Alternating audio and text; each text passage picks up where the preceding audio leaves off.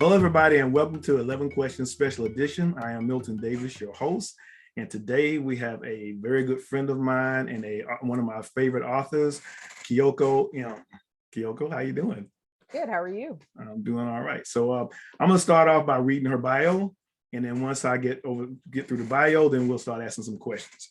So Kyoko M is a USA Today bestselling author and a fangirl. She's the author of the Black Parade urban fantasy series and of Cinder and Bones science fiction series. The Black Parade has been reviewed by Publishers Weekly and New York Times bestselling author Iona Andrews. Of Cinder and Bones, placed in the top 30 books in the Hugh Howey's 2021 self-published science fiction contest. Kyoko M has appeared as a guest and panelist at such conventions as Geek Girl Con, Dragon Con, Blacktasticon, MomoCon, and Multiverse. She is also a contributor to Marvel's Comics Black Panther Tales of Wakanda in 2021 anthology. She has a Bachelor's of Arts in English Lit and the English Lit degree from the University of Georgia. That's very impressive. Very impressive. So I always give a little background. I met Kyoko a few years ago through a mutual author. And we've actually worked a lot together on different cons and conventions. She's actually now a member of our group that we now call Atlanta Futurism, and has contributed to a couple of anthologies that we've worked on as well, Terminus and Terminus 2, which will be coming out actually this month in June.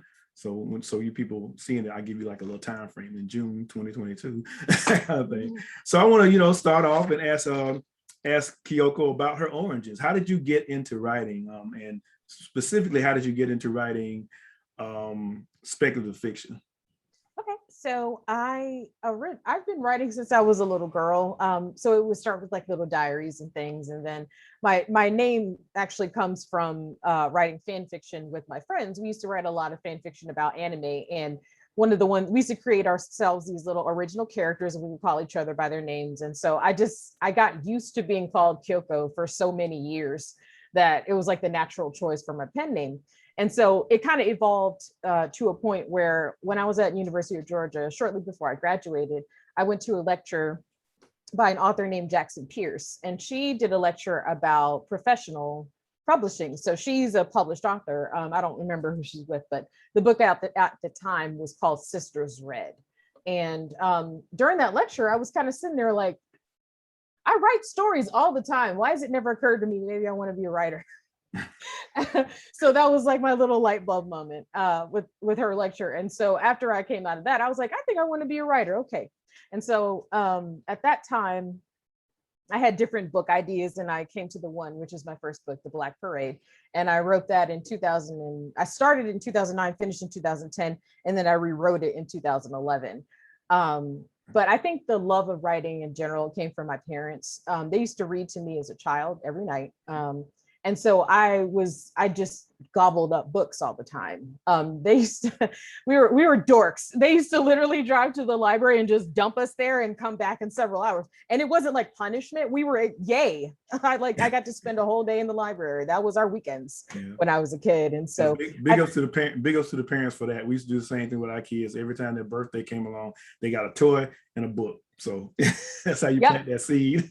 Yep. They never had to push us to do it. It was natural to us since we were children. We always wanted to read, and we were just, again, had entire library days where we would just read it all. And so I think that really nurtured and developed my ability and my joy of writing, I would say.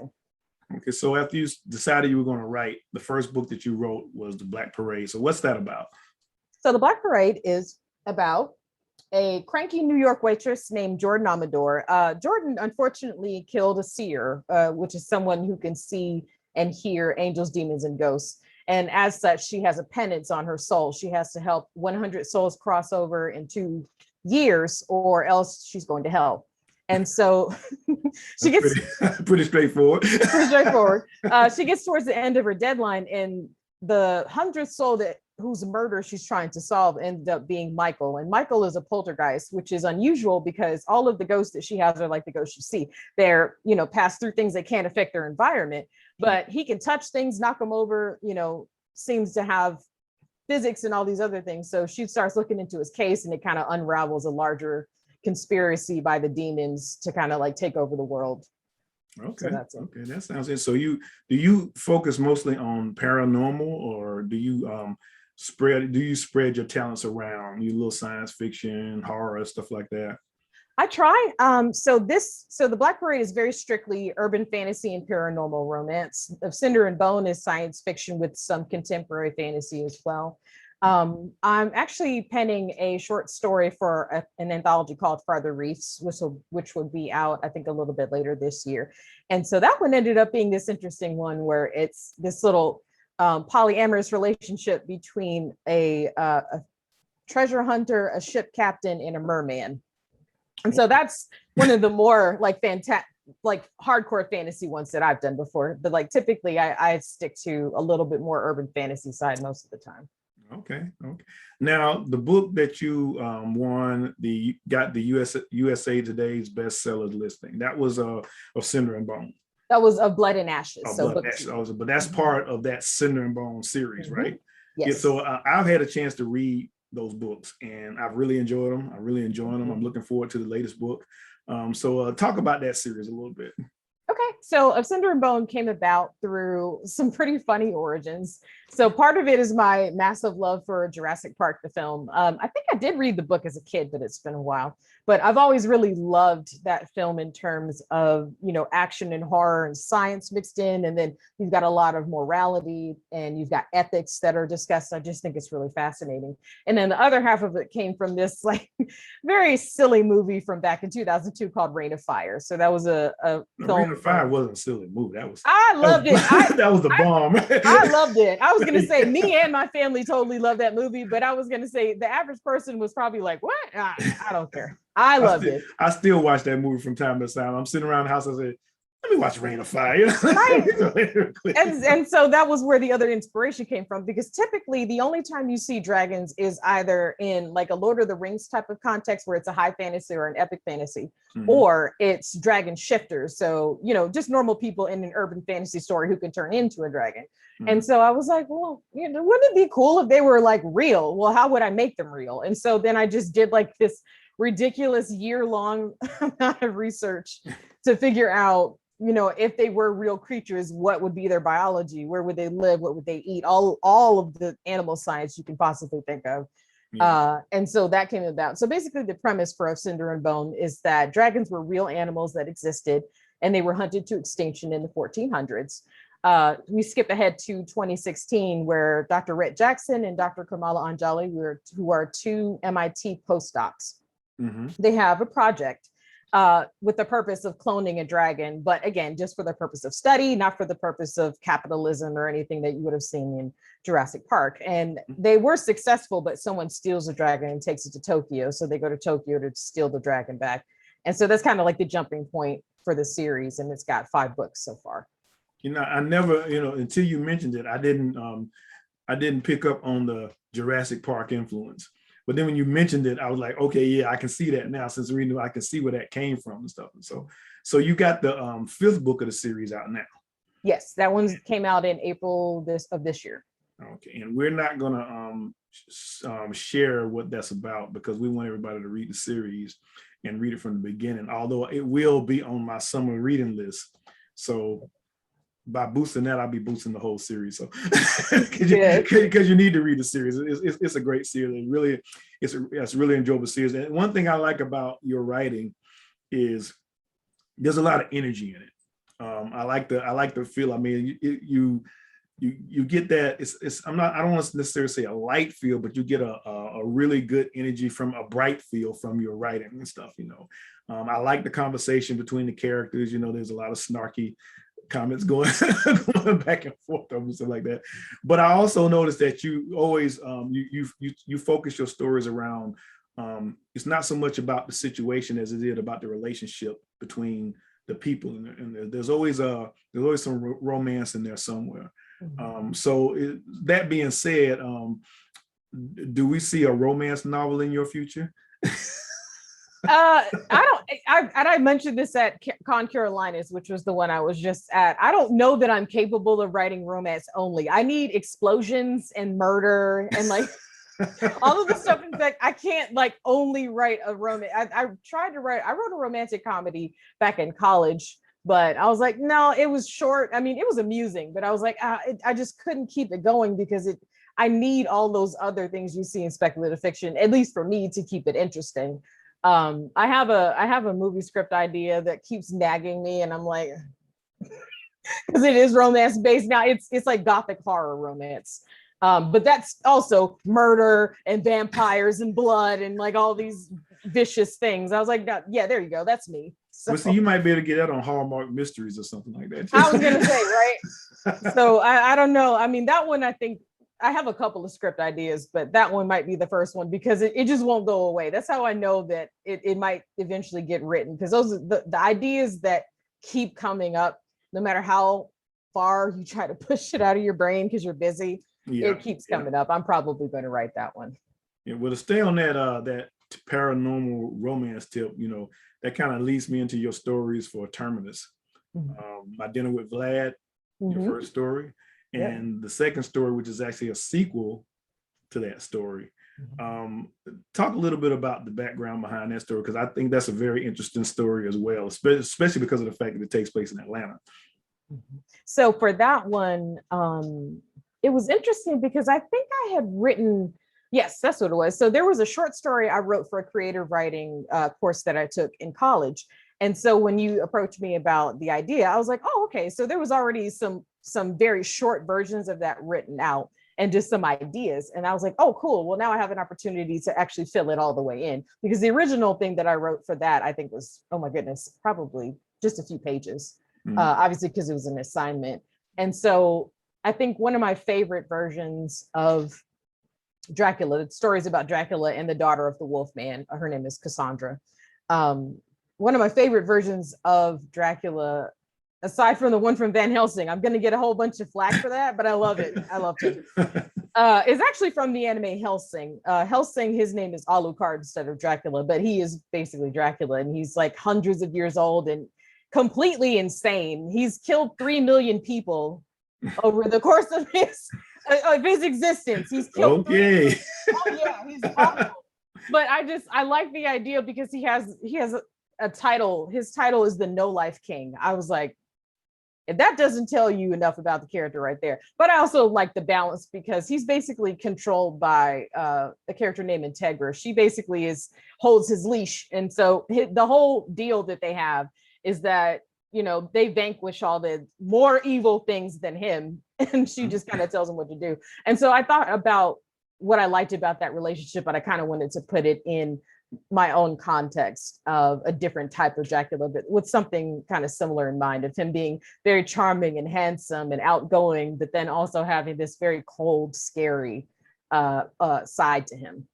Okay, well, I don't get very deep into paranormal, but reading stories like yours has kind of drawn me into it.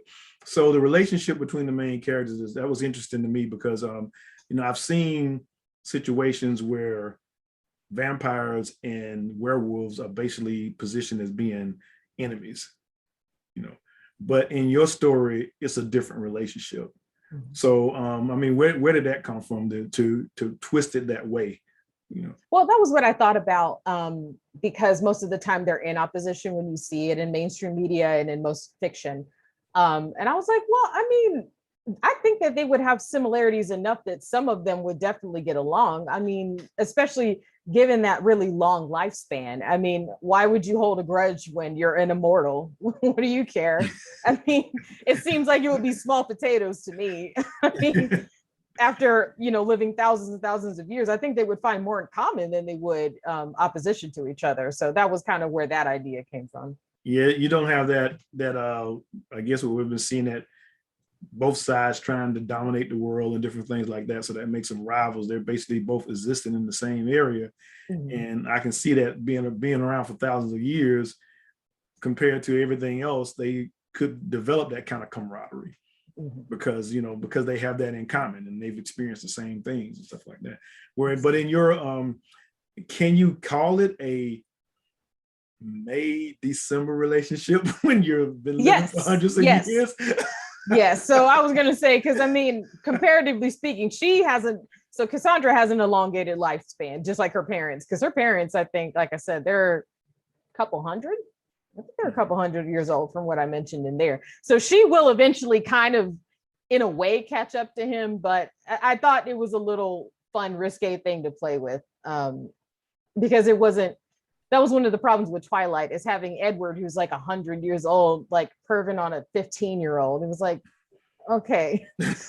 And so she's a full adult, and while yes, he's still 1,000 or so years old, at least she's going to catch up to him eventually, at least in terms of maturity, so it doesn't give that creeper vibe. So do you see a novel coming out of this? I've had other ideas. I don't know about a fully formed novel. I definitely did write other little pieces in that same universe, but like it only amounts to probably 20 pages, if that. A collection of short stories?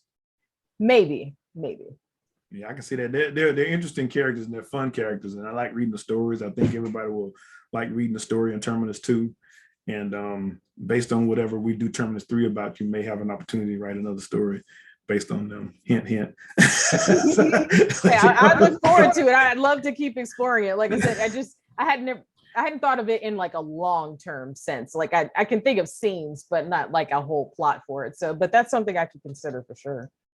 Now, like most of us Black speculative fiction authors, we were all affected by the release of Black Panther and how it really brought the public attention on what we've been doing for a while, and exposing a lot of people. My church actually got together a bus of people and took them to see Black Panther. That's how it kind of I say permeated into the mainstream type thing. And but for you, it ended up being a little bit more personal because you became part of the Black Panther Tales of Wakanda anthology. So talk a little bit about that. Absolutely. So we have Dr. Glenn Paris to thank for that.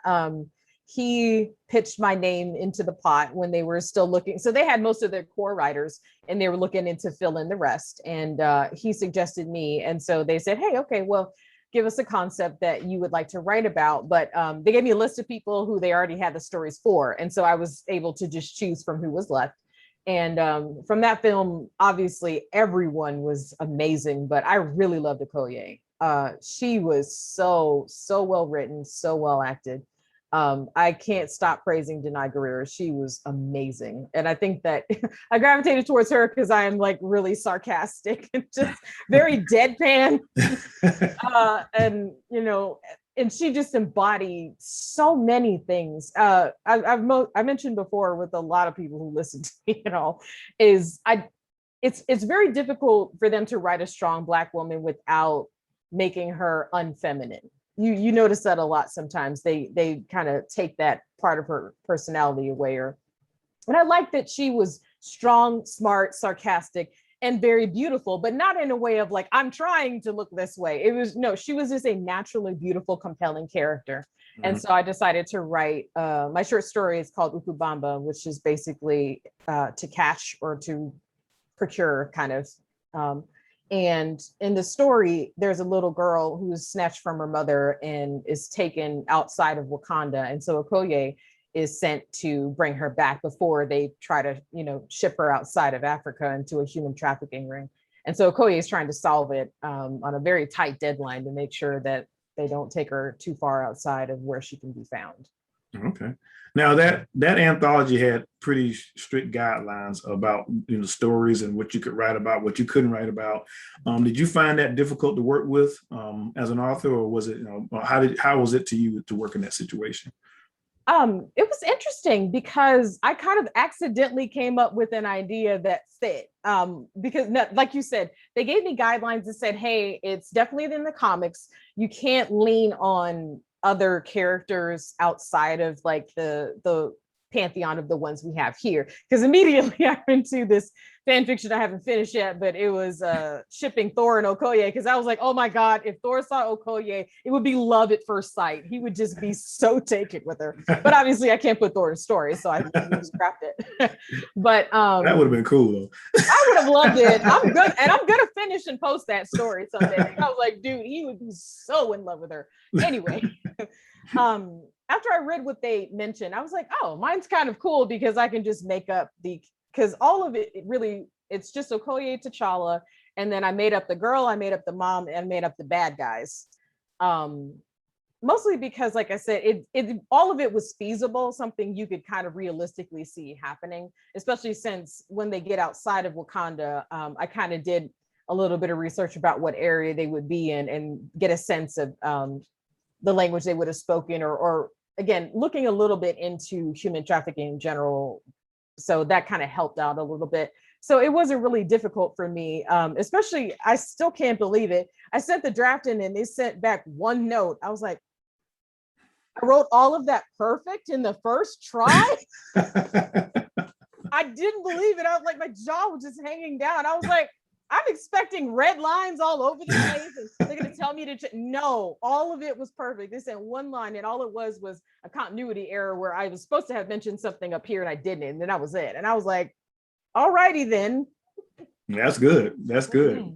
We're not even going to talk about my experience, but that was good. I mean, it really to submit it, because you're looking at people who've been doing this for a long time. Mm-hmm. You know, they've had a franchise that's been going on for decades, mm-hmm. and for you to submit a story to them that they automatically, you know, found that would fit into the canon was excellent. Is excellent. So, any books we should be anticipating down the road from you? Any ideals or some concepts that you've been playing around with that you might grace us with? Yes. So I am now with Falstaff Books. That's a publisher that's run by John Hartness. I have a science fiction space travel. I don't know if it's going to be YA because I changed their ages when I did the draft, but that's going to be coming out in February or the spring of next year. I actually just turned in the pages for that. So I can't really say anything yet because I need to see what they're going to change and what they're going to keep, but you can be on the lookout for that next year. And so I'm signed on to do a trilogy of those.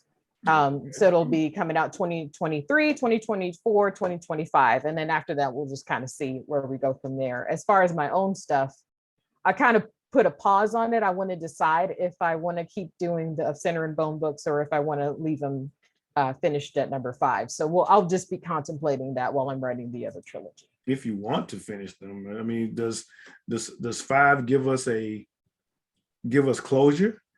It does in a way. So I'm sure there's a trope name for it. I just forgot what it was. I left it. I closed a lot of things, but there's room to keep going, if that makes any sense. So there is a certain conflict that comes to an end, but there's a bunch of room to keep going. And so that's why I did it that way, because I was like, oh, okay, well, I've signed with Falstaff. I don't think I'm going to need to be writing 2 books at the same time. So let me, write it in such a way that if I want to pick it up and keep going, there's plenty of room. If I want to end it here, then it could be a satisfying ending. Okay. Now, you and I did Multiverse in the last year. And well, not Multiverse. I mean, we did Jordan Con earlier this year, and we both were at Con Carolina just earlier this month. You have any other cons that you got lined up for this year so people know where you're going to be? So I will be at Dragon Con in September and then Multiverse Con in October. As of now, that's the only thing I'm doing because I'm moving out of my apartment and that's going to eat pretty much all of my money. So I will need to, be pinching pennies and stuff. So those are the only 2 I have planned. If there's anything else, the only other thing I might go to is I actually submitted Black Panther Tales of Wakanda to World Fantasy, the World Fantasy Con, and they have an award for speculative fiction anthologies. Oh, okay. And so I submitted that. If for some reason we actually win the award, I would assume they want me to come out there to represent them, but they might actually just ask Jesse J. Hylam. So, okay. But that would be the only other thing I would do this year. If we won and they wanted me to fly out there and accept the award, then I'd do that. Okay. Well, that's exciting. Yeah, I hope we do. I mean, the anthology is a powerhouse. It's really good. Yeah, there needs to be more attention to it because, like I said, it was a great collection of authors, some great stories in there, and I'd love to see it get more exposure. So we've seen your books. We know what we want to read. So where do we find your books? Where do we find you? Where do we find Kyoko? So all of my stuff is at shewhowritesmonsters.com. Pretty much everything there. in a big link. All you got to do is click on my books. You'll see every single thing I've written, including, like you mentioned, Cyberpunk and Terminus 2. So anything I participated in will be there as well. Yeah, I forgot to mention Cyberpunk. I apologize for that. I apologize for that because I love your story there too. But you get my age, you forget stuff. But so thank you so much for giving us the opportunity to interview you. Like I tell everybody watching, I've read Kyoko's book. She's got some great books out there. Look out for her titles on my summer reading list that'll be coming out pretty soon. Anything else you'd like to say or share with everybody before we sign off?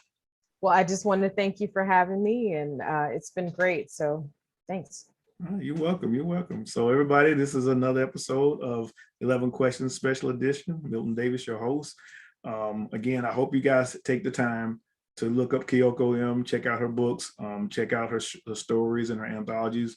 Again, it's another writer that if you don't already have her on your list, you should put on your list. So everybody take care, and we'll see you soon.